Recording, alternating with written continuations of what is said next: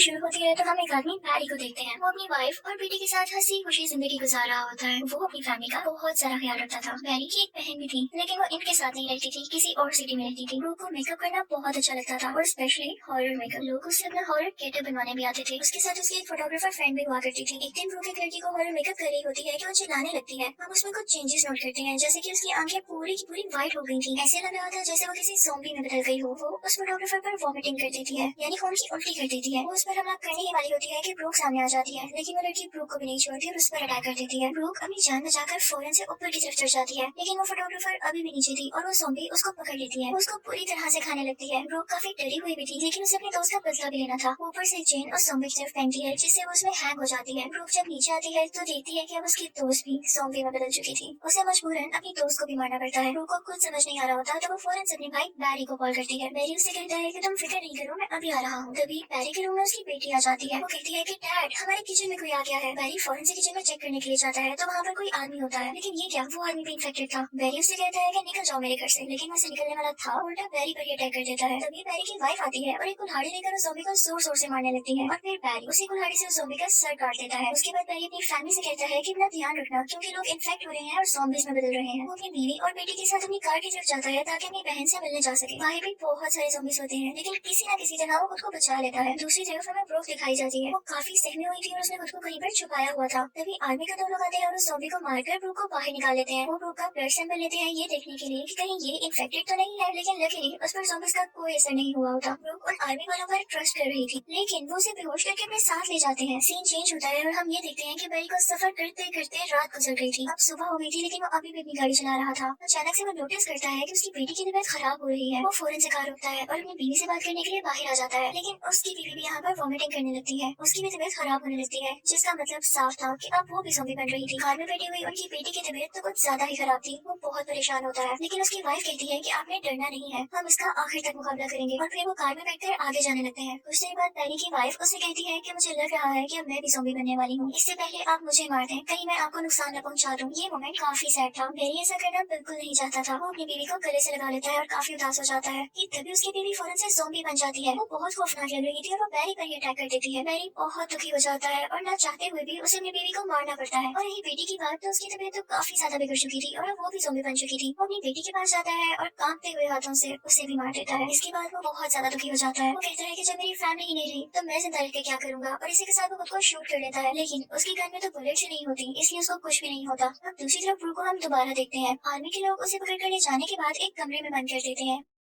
वहाँ पर और भी बहुत ज्यादा इन्फेक्टेड लोग थे। हालांकि वो बिल्कुल नॉर्मल थी, लेकिन वहाँ पर कुछ एक्सपेरिमेंट्स किए जा रहे थे और वो एक पावर डॉक्टर कर रहा था। वो उस रूम में आता है और एक ज़ॉम्बी का ब्लड निकालता है और फिर उस ब्लड को ब्रूक के अंदर इंजेक्ट करने लगता है। इसकी वजह से ब्रूक की हालत खराब होने लगती है और वो बेहोश हो जाती है। दूसरी तरफ बैरी जब काफी उदास बैठा होता है तो एक आदमी उसके पास आता है और उसे ज़ॉम्बी समझकर उस पर गन पॉइंट कर लेता है, लेकिन जब उसे पता चलता है कि ये इन्फेक्टेड नहीं है तो उसके पास आता है। वो उसे बात करने की कोशिश करता है, लेकिन बैरी उसकी गन छीन लेता है। बैरी खुद को यहाँ पर मारना चाहता था, लेकिन वो आदमी उसे मना करता है और कहता है कि कुछ नहीं बिगड़ा, सब कुछ ठीक हो जाएगा। तभी वहाँ पर कुछ ज़ॉम्बीज आ जाते हैं, लेकिन बैरी उन्हें फौरन शूट कर देता है। अब बैरी फिर से खुद को मारने की दोबारा बातें करने लगता है, तो वो आदमी उसे कहता है कि तुम ऐसे नहीं मानोगे। वो उसे हल्का सा मारता है जिससे वो बेहोश हो जाता है। फिर वो आदमी उसे उठाकर अपने साथ ले आता है। जब बैरी की आंख खुलती है तो वो देखता है कि उसी आदमी के ट्रक में है। वो उसे ट्रक रोकने का कहता है और कहता है कि तुम होते कौन हो मुझे अपने साथ लेकर आने वाले। उसे मारने ही वाला होता है कि वो आदमी उसे प्यार से समझाता है। तो यहाँ बैरी की समझ में आ जाता है कि खुद की जान लेने से या किसी को मारने से कुछ हासिल नहीं होगा। बैरी उस आदमी को अपनी बहन के बारे में बताता है। अब उन दोनों में काफी अच्छी अंडरस्टैंडिंग हो जाती है और वो मिलकर उसकी बहन को ढूंढने के लिए निकल पड़ते हैं। रास्ते में उनकी गाड़ी खराब होने लगती है और ज़ॉम्बीज भी बारी बारी उनकी तरफ आ रहे थे, लेकिन बैरी बहुत ब्रेव था। वो गाड़ी से निकलकर एक एक करके हर ज़ॉम्बी को मारता जा रहा था। वो गाड़ी को ठीक करने की कोशिश कर रहे होते हैं, लेकिन वो ठीक ही नहीं हो रही होती। तभी उन्हें जंगल में से ऐसी आवाज आती है जैसे किसी ने शूट किया हो। वो दोनों उसी जंगल की तरफ जाते हैं, लेकिन सैडली यहाँ पर बैरी के उसी साथी आदमी को कोई शूट कर देता है। वो बेचारा वहीं पर मर जाता है। जिसने उसे शूट किया होता है वो कोई जंगली लग रहा था। वो भाग कर वहाँ पर आता है तो बैरी उसे कहता है कि तुम्हारा दिमाग तो ठीक है, तुमने इसको क्यों शूट किया। तो वो कहता है कि मुझे लगा कि ज़ॉम्बी था। वो बैरी से काफी माफी मांगता है। फिर उसके बाद वो दोनों मिलकर ज़ॉम्बीज को शूट करने लगते हैं। अब सीन चेंज होता है ब्रूक की तरफ। अब उसे होश आ चुका था, लेकिन जैसे ही वो आंखें खोलती है तो डर जाती है, क्योंकि एक ज़ॉम्बी बहुत खौफनाक तरीके से उसकी तरफ देख रहा होता है। तभी वो पागल डॉक्टर ब्रूक के पास आता है और उससे फजूल बातें करने लगता है। इसी दौरान एक आदमी के गले में कोई लाइट चमकने लगती है तो वो डॉक्टर उसके पास जाता है और उसे मार देता है। वो पागल डॉक्टर फिर से उस ज़ॉम्बी के पास जाता है, उसका ब्लड लेकर दोबारा से ब्रूक में इंजेक्ट कर देता है। वो कहता है कि बस 5 बार और ये करना है और उसके बाद तुम मुकम्मल ज़ॉम्बी बन जाओगी और मैं अपने एक्सपेरिमेंट में कामयाब हो जाऊंगा। इसके बाद पैरी और वो जंगल वाला आदमी किसी गाड़ी की तलाश के लिए आगे निकल पड़ते हैं। उन्हें एक ट्रक मिल भी जाता है लेकिन उसके पास बहुत सारे ज़ॉम्बीज खड़े हुए थे। वो ज़ॉम्बीज इनफैक्ट एक गैराज के बाहर खड़े हुए थे और उस गैराज के ऊपर एक आदमी भी होता है। वो आदमी बैरी को आवाज लगाता है कि ज़ॉम्बीज को अपनी तरफ तवज्जो दो, उन्हें अपने पास बुलाओ और भाग कर गैराज में आ जाओ। वो लोग ऐसा ही करते हैं और फौरन से गैराज में आ जाते हैं। अंदर 2 आदमी होते हैं। बैरी उनसे कहता है कि मुझे आपका ट्रक चाहिए, हो सकता है इसकी वजह से मैं अपनी बहन से मिल सकूं। लेकिन वो आदमी कहता है कि इस इन्फेक्शन की वजह से कोई भी फ्यूल काम ही नहीं कर रहा। उन 2 आदमियों ने वहाँ पर एक ज़ॉम्बी को बंद किया हुआ था। वो बैरी को भी वो ज़ॉम्बी दिखाता है और फिर उसके बाद वो सब लोग स्मोकिंग करने लगते हैं।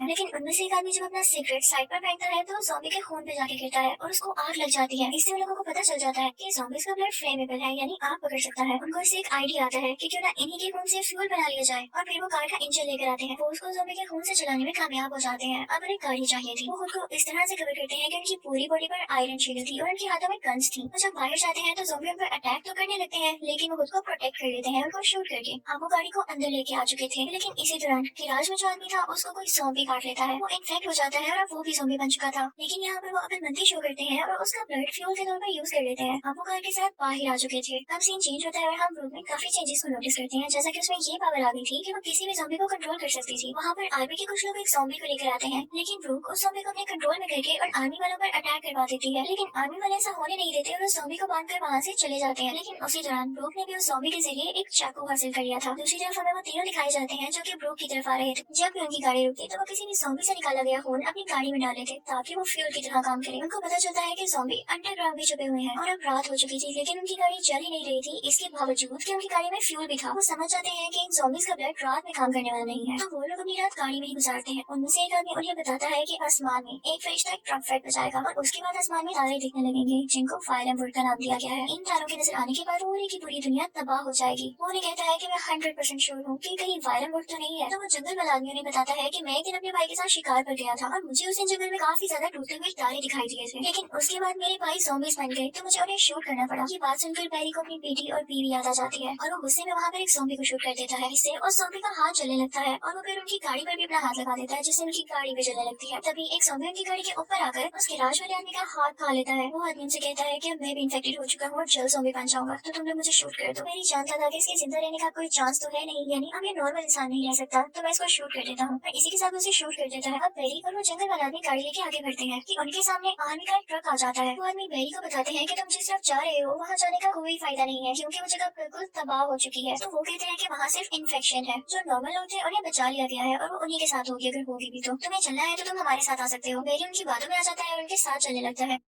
लेकिन थोड़ा आगे जाके बैरी उस जंगल वाले आदमी से कहता है कि मुझे कुछ ठीक नहीं लग रहा और मैं इन पे आगे जाके बिल्कुल ट्रस्ट नहीं करने वाला। दूसरी तरफ हम ब्रूक को देखते हैं जो कि ज़ॉम्बी को कंट्रोल करके अपने हाथ की रस्सियां खुलवा लेती है और उस ज़ॉम्बी को भी आजाद कर देती है जो कि उस पागल डॉक्टर पर अटैक कर लेता है क्योंकि वो उसके साथ भी तो एक्सपेरिमेंट कर रहा था। लेकिन वो पागल डॉक्टर उल्टा उसी ज़ॉम्बी को मार देता है और अब वो जाता है ब्रूक के पास और उसे कहता है कि ज्यादा चालाक मत बनो, मैं तुम्हें भी मार दूंगा। वो उसे मारने के लिए कुछ टूल्स लेना चाहता है लेकिन तभी ब्रूक किसी और ज़ॉम्बी को कंट्रोल में ले लेती है। वो ज़ॉम्बी डॉक्टर के पास जाता है और उसकी उंगली काट लेता है। वो डॉक्टर डर जाता है कि कहीं मैं भी इन्फेक्टेड ना हो जाऊं। वो फौरन से अपना हाथ काट लेता है और फिर वो ब्रूक की तरफ बढ़ता है ताकि उसे मार सके, लेकिन मारने से पहले ही वो ज़ॉम्बी बन चुका था। ब्रूक इसका फायदा उठाकर उसे भी कंट्रोल कर लेती है। वो उसी के गन लेकर उसे शूट कर देती है और फिर बाहर आ जाती है। वो पागल डॉक्टर यहाँ पर मर जाता है। लेकिन यहाँ हम देखते हैं कि ब्रूक तो एक ट्रक में होती है, यानी वो जगह जो अपेरेंटली हमें कमरा दिखाया जा रहा था वो कमरा नहीं एक ट्रक का हिस्सा था और उसी ट्रक के पीछे पीछे उसके भाई की गाड़ी थी। बैरी देखकर काफी खुश हो जाता है। वो रिलैक्स था कि उसे अपनी बहन मिल गई। वो उसे कहता है कि तुम मेरी गाड़ी में आ जाओ, लेकिन तभी आर्मी के लोग बैरी की गाड़ी पर अटैक करने लगते हैं और इस वक्त यहाँ से जाना उनके लिए बेहतर था। लेकिन ब्रूक भी किसी तरह उनकी गाड़ी पर आ जाती है और वो अपनी गाड़ी को दूर भगा लेते हैं। लेकिन तभी कार का फ्यूल खत्म होने लगता है तो ब्रूक अपनी पावर से एक ज़ॉम्बी को बुलाती है। तभी आर्मी के लोग भी वहाँ पर आ जाते हैं और उस जंगल वाले आदमी को बहुत मारते हैं। अब वो लोग फौरन से अपनी कार ड्राइव करके आगे निकल आते हैं। थोड़ा आगे पहुँच के ब्रूक अपने भाई से कहती है कि भाई मुझे अच्छा फील नहीं हो रहा। वो जंगल में चले जाते हैं और जंगल में जाकर ब्रूक उल्टी कर देती है। वो कहती है कि मुझे लग रहा है जैसे मैं भी ज़ॉम्बी बन रही हूँ, भाई आप मुझे मार दें। तो बैरी कहता है कि नहीं ब्रूक नहीं, मैं तुम्हें नहीं खो सकता, मैं पहले अपनी बेटी और बीवी को मार चुका हूँ। वो दोनों काफी दुखी हो जाते हैं और तभी वहाँ पर आर्मी के लोग आ जाते हैं। वो उन दोनों दोनों को पकड़ लेते हैं। आर्मी के लोग अब इनको मारने वाले थे। वो सबसे पहले ब्रूक को लाते हैं मारने के लिए, लेकिन बैरी उस जंगल वाले आदमी से माचिस मांगता है। उसका प्लान ये था कि वो गाड़ी को आग लगाकर सब ज़ॉम्बीज़ का ध्यान अपनी तरफ कर ले, लेकिन माचिस गाड़ी के ज्यादा नीचे गिर जाती है और बैरी का हाथ वहाँ तक नहीं जा पाता। अब ज़ॉम्बीज़ बैरी की तरफ बढ़ रहे थे, लेकिन वो जंगल वाला आदमी बैरी की जान बचाने के लिए खुद को ज़ॉम्बी से कटवा लेता है। अब वो भी एक ज़ॉम्बी बन चुका था। अब जब वो लोग ब्रूक को मारने वाले होते हैं तो ब्रूक उस ज़ॉम्बी को कंट्रोल कर लेती है, यानी उसी जंगल वाले आदमी को। यानी एक गन उठाता है और आर्मी के लोगों पर शूट करने लगता है, जिससे वो सब मर जाते हैं, लेकिन एक आर्मी पर्सन बच जाता है जो कि उस आदमी को यानी जंगल वाले आदमी को मार देता है। उसी दौरान ब्रूक और ज़ॉम्बीज़ को बुलाती है, लेकिन वो सोल्जर ब्रूक पर भी अटैक कर देता है, जिससे वो मर जाती है। बैरी को ये देख के काफी गुस्सा आता है कि इसने मेरी बहन को क्यों मारा। अब वो उसे लेने के लिए आगे बढ़ता है, लेकिन वो सोल्जर बैरी को गिरा देता है और फिर ज़ॉम्बी को शूट करने लगता है, जिसकी वजह से ज़ॉम्बी का ब्लड उसके मुंह पर आकर गिरता है। और बैरी को ख्याल आता है कि क्यों ना मैं माचिस लेकर इसे आग लगा दूं ताकि ज़ॉम्बी के खून की वजह से खुद भी जल जाए। वो फौरन से माचिस चलाता है और उसके मुंह की तरफ फेंक देता है, जिससे उसका मुंह जल जाता है। लेकिन तभी ब्रूक उठ खड़ी होती है। बैरी ये देखकर काफी खुश हो जाता है कि उसकी बहन को कुछ नहीं हुआ। ब्रूक सब ज़ॉम्बीज़ को कंट्रोल करती है और उस सोल्जर पर अटैक करवा देती है। यहाँ पर उस आखिरी सोल्जर की भी डेथ हो जाती है। अब ब्रूक और बैरी ये सोचते हैं कि जितने भी सोल्जर्स यहाँ पर थे उनको तो हमने मार दिया, लेकिन वो सोल्जर्स जो मासूम लोगों पर एक्सपेरिमेंट कर रहे हैं उन्हें मारना भी बाकी है। वो उनके ट्रक को रोकते हैं और ब्रूक उन सब ज़ॉम्बीज़ को कंट्रोल करके उनके ट्रक पर अटैक करवा देती है, जिसके बाद